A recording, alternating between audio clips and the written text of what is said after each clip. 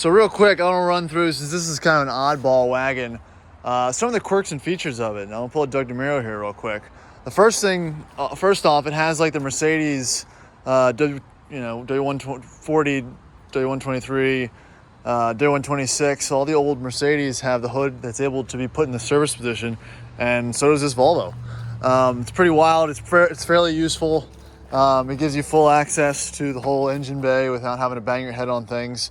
Especially with this 6-cylinder, which is again a little bit different from the normal 4 or 5 cylinders that Volvo usually plops down into their vans and their cars and their wagons. Next off, since it's a Volvo and they're known for their safety, child-friendly ergonomics, this one also features a center child seat mounting area for your smaller child and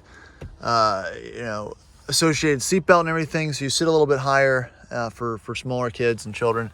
Again, a very functional, interesting feature, not anything that I would use, but it's there. It also functions as a secondary armrest. But I thought that was pretty neat. All right, third thing, most importantly, since it is a Volvo wagon, not every Volvo wagon was spec'd out with third row rear-facing seats.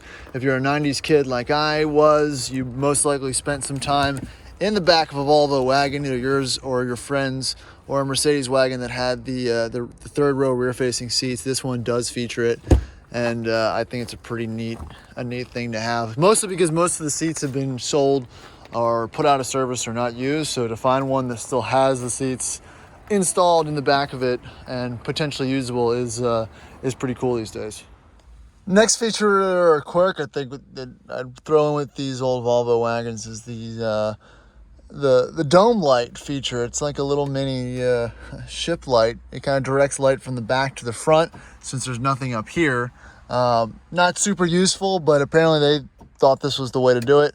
You've got a seat actuator, you have a switch actuated for the back seat, and you've got one all the way in the far back as well. But again, every manufacturer, they used to have different takes on how to do things, and this Volvo decided to use the map lights.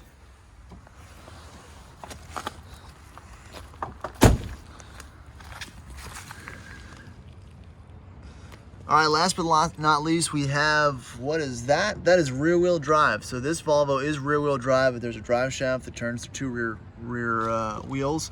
I believe most 960s had some type of limited slip or LSD to kind of help with traction in the snow.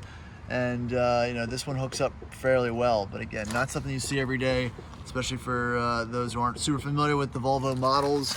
Most people are used to all-wheel drive, front-wheel drive, but Volvo actually initially started out as a rear-wheel drive platform and a rear-wheel biased company, and kind of moved away from that in the late 90s as their priorities shifted and as the markets and what people want to shift it is. So yeah, that's the Volvo 960 quirks and features.